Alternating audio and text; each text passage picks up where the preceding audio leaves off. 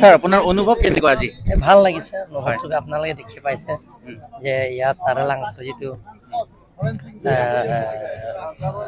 প্ৰত্যেক বছৰে আমাৰ ইয়াত কৰে, যিটো আমাৰ কলা সাংস্কৃতিক জীয়াই ৰখাৰ স্বাৰ্থত ইয়াত প্ৰতিযোগিতা হৈ থাকে ডেকা গাভৰুবিলাকে, আৰু আমাৰ যিটো পৰম্পৰাৰ পৰা চলি অহা সেই ডেন্সবিলাকৰ ইয়াত প্ৰতিযোগিতা হয়। তেখেতৰ বহুত বহুত ধন্যবাদ। ছাৰ কেনেকুৱা লাগিছে আজিৰ অনুভৱটো? সঁচাকৈ আজি এই দিনটোত এই মুহূৰ্তত মোৰ যি অনুভৱ সঁচাকৈ আনন্দৰ কথা।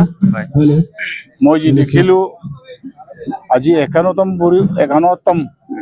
ভৰি দিয়াৰ লগে লগে কাৰ্বি যুৱ মহোৎসৱ উচ্চ পৰ্যায়ত গৈ পাইছে বুলি মই ভাবোঁ। লগতে সমগ্ৰ কাৰ্বি আংলংবাসী ৰাইজে যি এক যি আমাক সঁহাৰি জনাইছে সঁচাকৈ শলাগ ল'বলগীয়া। আমি আশা ৰাখিছোঁ অনাগত দিনবোৰত কাৰ্বি আংলংবাসী ৰাইজৰ সহায় সহযোগিতাত আৰু কাৰ্বি আংলংবাসী ৰাইজৰ সহযোগত অৰিহণাত আমাৰ কাৰ্বি যুৱ মহোৎসৱ আৰু আগৰ পৰ্যায়লৈ যাব পাৰিম বুলি মই আশাবাদী। আচলতে বৰ্তমান এই ফেষ্টিভেলটো অকল নৰ্থ ইষ্টত নহয়, সমগ্ৰ ভাৰতবৰ্ষত মানে পুৰা জিলিকি উঠিছে। আৰু সমগ্ৰ অকল ভাৰতবৰ্ষ নহয়, বাহিৰৰ পৰাও বাহিৰৰ দেশৰ পৰাও লোকসকল ইয়াত ফুৰিবলৈ আহে, চাবলৈ আহে, ইয়াৰ কালচাৰ চাব আহে, কাৰ্বি কালচাৰ চাব আহে।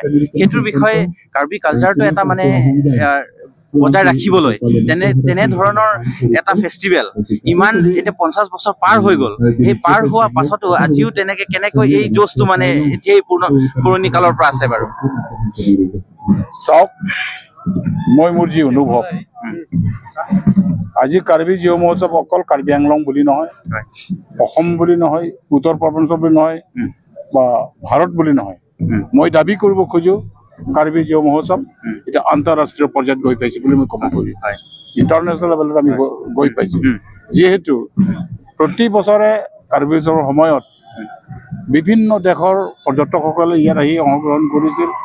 আৰু যোৱাবাৰ যি স্বৰ্ণ জয়ন্তী উদযাপনৰ সময়ত আমাৰ বাহিৰৰ ৰাষ্ট্ৰদূতসকলে ইয়াত আহি তেওঁলোকে ভাগ লৈছে আৰু তেওঁলোকৰ দ্বাৰাই কাৰ্বি যুৱ মহোৎসৱৰ সম্প্ৰচাৰটো অধিক কৰি তুলিছে বুলি ক'ব খুজিছোঁ। হয়, তেখেত আছিল কাৰ্বি কালচাৰেল ছ'চাইটিৰ প্ৰেচিডেণ্ট ছাৰ। তেখেতক অশেষ ধন্যবাদ কৰিলোঁ আৰু লগতে কামনা কৰিছোঁ যে সকলো এই কাৰ্বি ইউথ ফেষ্টিভেলখন চাবলৈ আহে বিভিন্ন ধৰণৰ ঠাইৰ পৰা। আৰু তেখেতক ইমানতে কয় এই ভিডিঅ'টো সামৰিছোঁ। ধন্যবাদ। ক'ৰ পৰা আহিছে? ডংকা। কি দেখুৱাব? জংকেদাম তিনিটা দেখুৱাব। ঠিক আছে, আমি সুধিম তেখেতসকলে ক'ৰ পৰা আহিছে। বাইদেউ? লাংহিন পৰা। কি দেখুৱাব আজি? হয়, নংচিংদি আৰু নিমচকেৰো জিকিবনে? জিকিব ছাৰ। নাচ বিলাক দেখাব। আজিতো কি আছে এনে কম্পিটিশ্যন কি কৰিব? কম্পিটিশ্যন চব কৰিব। নাচ কেইটা 5টা আছে আৰু গান গোৱাটো কিবা 7টা আছে নেকি? চব পাৰ্টিচিপেট কৰিব। কলেজৰ নাম ৰাখিবনে? ৰাখিব। তেখেতে ক'লে কলেজক জিকাব বোলে। চাওঁ কি ওচৰত উপস্থিত আছে লুম্বাজং সমষ্টিৰ MSc শ্ৰী জনি টিমং ডাঙৰীয়া। তেখেতৰ সমষ্টিতেই সমগ্ৰ ইমান ডাঙৰ এখন এনেকুৱা ফেষ্টিভেল এয়া 51 বছৰ হ'ল আজি হৈ আছে। সেইটোৰ বিষয়ে তেখেতৰ অনুভৱ কেনেকুৱা আমি জানিবলৈ চেষ্টা কৰিম। অলপ ৰাইজক জনাব নেকি কেনেকুৱা লাগিছে আজি আপোনাৰ? বহুত ভাল লাগিছে, যিহেতু লুম্বাজং সমষ্টিত এই মানে 51st কাৰ্বি ইউথ ফেষ্টিভেলটো চেলিব্ৰেট কৰা হৈছে। যোৱা বছৰ গল্ডেন জুবলি চেলিব্ৰেশ্যন, এইবাৰ ক্লজিং চেৰেমনি। সেইকাৰণে ভাল লাগিছে যে আমি জানিবলৈ গৰ্বিত হৈছোঁ যে এথেনিক যিটো ফেষ্টিভেল অকল কাৰ্বি আংলং বুলি নহয়, অসম বুলি নহয় বা নৰ্থ ইষ্ট নহয়, গোটেই ভাৰতবৰ্ষতে এইটো চবৰ লাৰ্জেষ্ট এথেনিক ফেষ্টিভেল বুলি আমি গম পাই আমি গৰ্বিত হৈছোঁ। আৰু যে আমাৰ এই বিভিন্ন জাতি জনগোষ্ঠী ইয়াত আহি আমাৰ যুৱ কাৰ্বি মহোৎসৱত যিটো কাৰ্বি যুৱ মহোৎসৱত ইয়াত উপস্থিত হয় আৰু ইয়াতে বিভিন্ন ৰং বিৰংগেৰে মানে সকলো উৎসাহিত হৈছে যে এইটো কাৰ্বি ফেষ্টিভেল সফল কৰিবৰ কাৰণে সকলোৱে একেলগে কাম কৰি আছে। এতিয়া আমি কাৰ্বি আংলং অট'নমাছ কাউন্সিলৰ চেয়াৰমেন ছাৰ ৰাজু দিছক তেখেতক আমি সুধিবলৈ চেষ্টা কৰিম।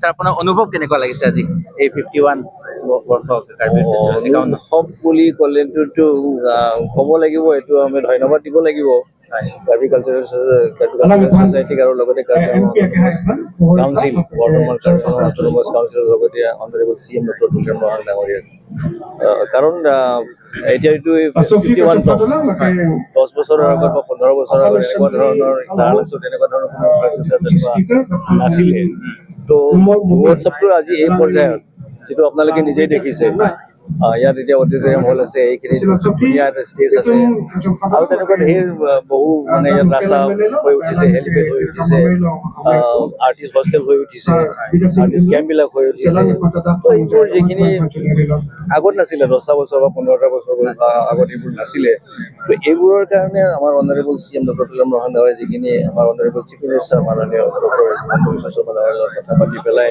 বা চিফ মিনিষ্টাৰ নিজেও এইখিনি অনুভৱ কৰিছে কাৰণে ধৰক আমাৰ অনাৰেবল CM ডাঙৰীয়াই কথা বতৰা পাতি পেলাই যিখিনি পুঁজিৰ প্ৰয়োজন আছে সেইবিলাকভাৱে বহি তেখেতসকলে যিখিনি কৰিলে তাৰ কাৰণে নিশ্চয় তেওঁলোকে ধন্যবাদ। এতিয়া আমি আগবাঢ়ি যাওঁ কাৰ্বি আংলঙৰ টুৰিজিম ডিপাৰ্টমেণ্টৰ EM শ্ৰী ৰিতেশ সিংহি ছাৰ তেখেতৰ অনুভৱ কেনেকুৱা এই কাৰ্বি ইউথ ফেষ্টিভেলৰ বিষয়ে সেয়া আমি জানিবলৈ চেষ্টা কৰোঁ। আপোনাৰ কেনেকুৱা লাগিছে আজি বাৰু?